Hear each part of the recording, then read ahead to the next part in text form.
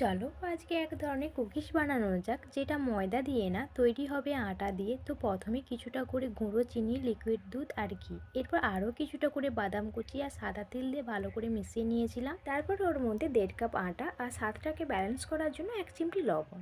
এরপর একটা do ready করে নিয়েছিলাম। এরপর বড় বড় করে 3টে লেচি কেটে নেওয়ার পর একটা পেপারের মধ্যে ওই ডোটিকে হাত দিয়ে এইভাবে একটু লম্বা করে নিয়েছিলাম। তারপর গোল গোল করে ঘুরিয়ে ফোল্ড করে নেওয়ার পর 1 ঘন্টার মতো ফ্রিজে রেখে দেবো।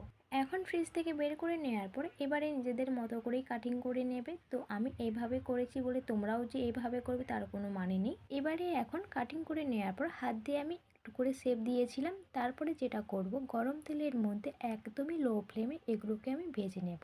হাই ফ্লেমে ভাজলে কি হয়, তো জলদি কালারটা চলে আসে আর ভেতরের অংশটা কাঁচা রয়ে যায়।